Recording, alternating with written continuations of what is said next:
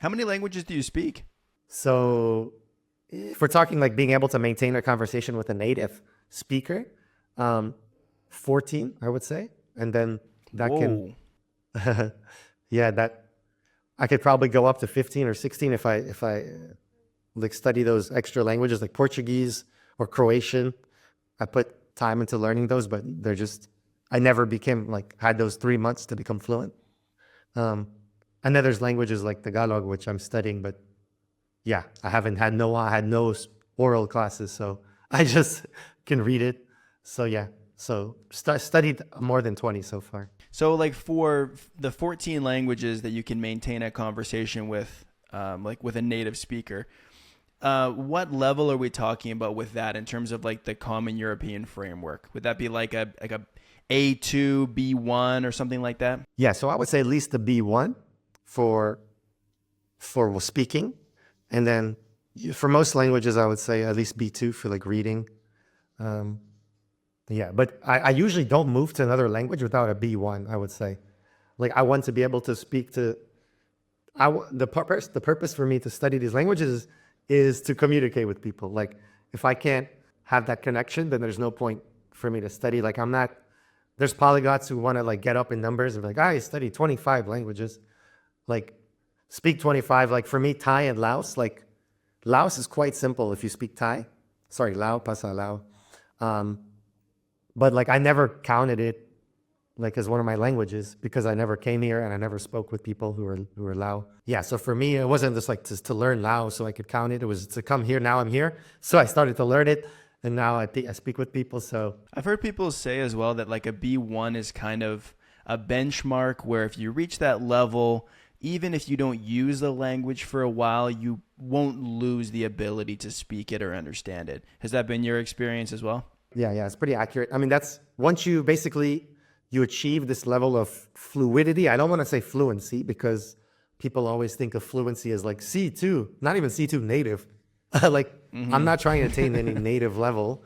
I want to have Mm-hmm. fluidity. So like if I can maintain if that native speaker can speak to me and feel comfortable and not change their language, then that's fine. And so yeah, once you get to that level, I would say high B1. But there is definitely loss of vocabulary, like attrition, it's called.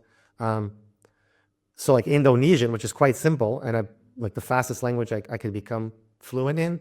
Like I've forgotten many words, but if someone like passively, I have it. But if someone speaks to me, I'll probably be a little slower to get back into it. So it might take a couple days to turn it on. So like when I went back to Indonesia, yeah, I was able to get it back with some studying, intense studying for like 4 or 5 days, and then using it again. So it is true, but it takes a lot of time. I'm not saying that it's, and I spend an hour reviewing languages a day, just reviewing, not new knowledge. I found that with me as well. Like if I like reach a decent level, like I don't speak anywhere near what you do. I would say I speak about four languages. But my German, for example, I would say that I was about a B1 or a B2 at my kind of prime. And now I've gone a couple of years without really using it that much.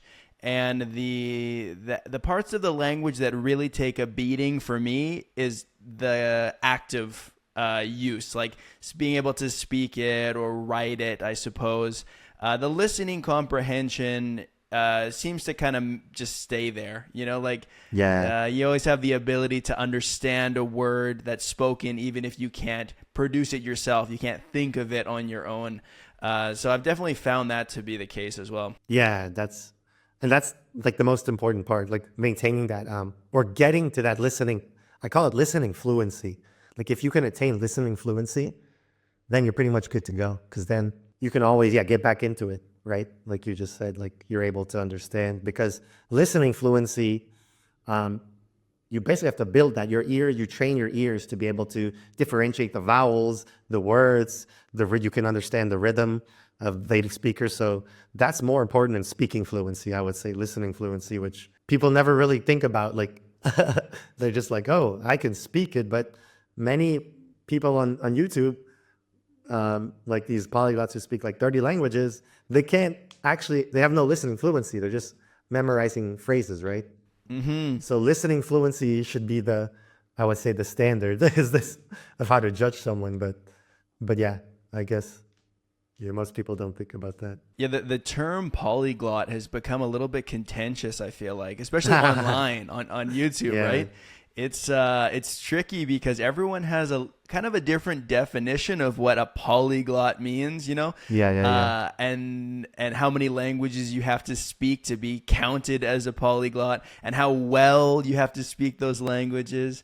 Exactly. Like you said, you don't like to use the word fluency because it's so hard to define it, right? And so Yeah. that goes hand in hand with also defining, well, what's a polyglot then? How It's all subjective. what does that It's mean? yeah, it's very ambiguous. Yeah, there's no point to use the word polyglot. It's like I don't call myself. I mean, I do on YouTube because it's you need to get into the algorithm, but I don't like in person. I would never say I'm a polyglot. I just say I'm a language addict. So Yeah. And but- I mean, no matter how you define the word, okay, what's the cutoff? Is it 5 languages or is it 6 languages? Yeah. Either way, you would be in the polyglot camp, right? So I feel like you could use that. But what do you think of that kind of clickbait world online when it comes to languages where, like you said, people can just memorize phrases and come across like they're proficient in a language that they really don't speak very well. And so it can kind of cheapen the term a little bit for people like yourself who actually do go in depth into the languages. What do you think about that kind of subculture of language learning? So it would, Eyes, it's kind of a loaded question. So, and I did feel, at first, yeah, you definitely feel, well, before I did YouTube, I was definitely annoyed by it because for me, language is is obviously my passion. It pretty much controls my life. So I want to share this passion. I want to show people the potential language has. Like when people are like, "Oh, you're talented," like I'm like, "No, I'm not talented at all. You can also do it. I just study a lot. Like that's it. Literally, that's it. We all have this ability. It's innate, right? Everyone speaks their native language. So if I'm sharing this, I want to inspire people and to convince them that they can do it too. You just need to put some effort. So when those videos were coming out, it's like I learned Spanish in a week, or like just shocking these natives with my flawless Chinese. Like it basically made it seem unattainable to the normal person. And that's what was annoying because they were trying to like say, "Oh, this is just for us," like this esoteric group of people called polyglots, and you're not going to be able to come into the circle. And that's what I really disliked. Like I don't mind, like, sure, I understand they need to make clickbait titles and it's great they're getting all these views, but great for them, but they're not spreading the best, the positive messages, inclusivity about language, which languages literally has to be inclusive to exist, right? Like the more languages you speak, the more you feel included and feel connected in this world. So that's what I didn't like about it. I don't care that they're lying, like whatever, people lie every day, right? Like, about your height, your weight, whatever, it doesn't matter to me. But when it affects other people, and then that, yeah, maybe will dissuade them from studying, that's what's really annoying. But yeah, I try not to care too much about things I can't control. So like you mean like if I'm watching a YouTuber who's claiming that they've learned Spanish in a week, and I say, well, if he learned Spanish in a week, then he must have something that I don't have. So I shouldn't even bother trying to learn it because he's much better, more talented than I am. Even though he didn't actually learn Spanish in a week, it takes much longer than that. Is that what you mean? Yeah, exactly. And then any language, I mean, you're a YouTuber.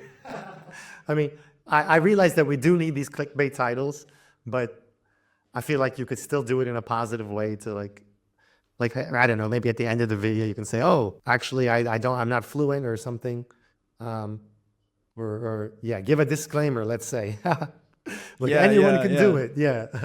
What I notice is that the people that are the most comfortable saying that they are 110% fluent in a language, and I don't mean YouTube clickbait titles, but I mean like in conversation. Hey, how good are you at this language? The people that are immediately like, oh, it's perfect. I speak, I speak Arabic, easy, no problem. Mm.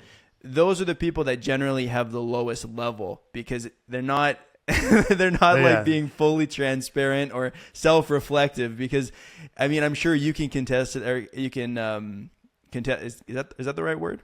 Mm. Talking about language, I've now forgotten my English. You can probably agree with me that I know the word you were trying to say. I'll think of it too. yeah, you can say it in Thai. The more that you learn another language, the more you realize how hard it is to really determine your level. And you realize how big of a thing learning a language is. Even one, let alone 14. Learning one language is a big endeavor. There's a lot of things that you have to learn. And so it becomes harder and harder to kind of draw the line, that neat little box around fluency, like here I Yeah, am right in the middle. It doesn't make any sense, right? exactly, exactly. It's so subjective. Like even, yeah, fluency is just subjective. Like sometimes I mean, a lot of times people might think I understand, but I understand the gist of what they're saying. But I just want to get the conversation to keep going, right? And that's how you grow. Like I'm always trying to use the language so that I can get put in those situations where I can grow, right? Like I understand, the comprehensible input plus one, the Krashen's theory. In most cases, I'm trying to throw myself in a situation where I don't understand and grow from that. So yeah, it's definitely subjective. Like, and it definitely takes a lot of time to get to a point where the listening fluency is like you're totally comfortable. Like right now I'm in Laos. I don't like this. Laos is the correct English pronunciation, but it's in Thai and Lao. In the language itself, it's Lao. So let me call it Lao. Like people think I speak Lao because I throw in some words here, and then my Thai is pretty good.